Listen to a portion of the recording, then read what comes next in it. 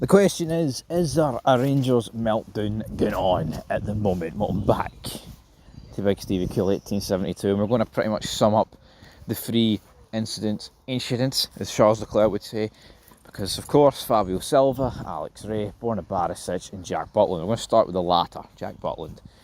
Butland confronted in Ibrox car park because he wasn't dishing out autographs. He's like, I'm always there. It's always me doing it, and you know what, he is. So again, I'm not going to take too much of a beef up with Jack Butland. If he had an appointment or whatever, that's fair enough. Jack Butland's been incredible for Rangers this season. You can't take that away from the guy. So I think we should just move on for Jack Butland. I think it was out of order from whatever fan that was going on about the photographs. So I think we may as well move on to Borna Barisic, right? The Barisic one's a bit more unclear. You can't really hear any audio, and you know you can see every argument to this, right? You can see the fact that the fans are angry at Barisic, but you also got Barisic defending himself. Now, it got physical. Should a player ever really be putting his hands on a fan? I mean, probably not. I mean, I guess sticks and stones may break my bones, but words will never hurt me. We don't really know what the guy said. If the guy was simply calling Barisic shite, then, you know, I don't think it's good enough for Barisic. But at the same time, if he said something a lot worse than that, I mean, don't know about his family or whatever, then I can see why Barisic has been agitated and responded with physicality. But at the end of the day, we don't know. So with Barisic on it, there's kind of like a question mark over it. Now, if you want to see more content regarding this and the actual footage, I will put it up. Well, I say will put it up, it's already on Fog Football, with me and my co-host Jambo Bear, not you and Cameron, Jambo Bear Mark II, talk about it over there. But yeah, and then that leaves us with the final incident, of course, which was apparently, this is allegations by the way, I mean the other two actually have video proof, but apparently Alex Ray and Fabio Silva got into a squabble, fisticuffs so to speak, after the game against Kelly. I mean, I don't know how much to look into this. I'm being truthful about it because it's like, I think if he was going to start on Fabio Silva, it probably would have been at half time. But again, and it's not the here. Again, that someone could have said something, you've no idea really what went down. But if that's true, man, it's not a good look. But again, for the way Fabio Silva's been getting on, he's been getting on like an absolute flood. Maybe Alex Ray said something to him, Fabio Silva's took exception to it, and then that's what started these two going at each other.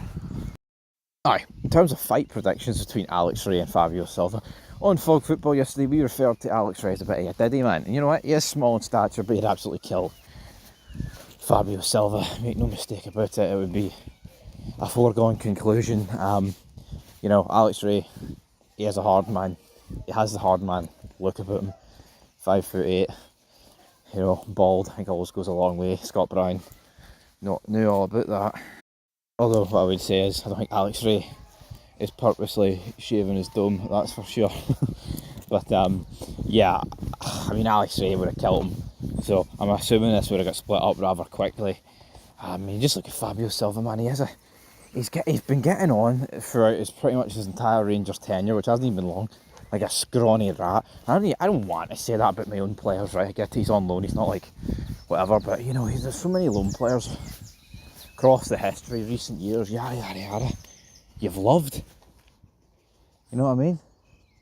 And then you see this, and it's like, it's pish. You know, it's even like someone like Tillman. Tillman was fantastic for us. Now, yeah, this season when he scored against us was that shite, and then in my opinion he got some unfair criticism for that. But I just look at Fabio Silva and I'm just like, you are a shite cunt. Then that celebration at 1-1, honestly, like there's not many, I mean there's been a few memorable moments this season, like the late goals against Betis, beating them 3-2, winning the League Cup, things like that. But, I mean honestly, that Fabio Silva moment is going to stick long in the memory. I just can't get over the fact he actually celebrated that. I thought it was rank, absolute rank. Anyway guys, that's where we're going to leave this video. I mean, the meltdown, I wouldn't describe it as a meltdown, I think it's just fans angry, and you're seeing players respond to it. And then with the fight behind the scenes, who really knows what's happened there, you know what I mean? But, you know, instead of pushing fans and, you know, confronting fans, even though not really having to go buttling to your players, need to show it on the pitch, man. Players need to step up Celtic Park.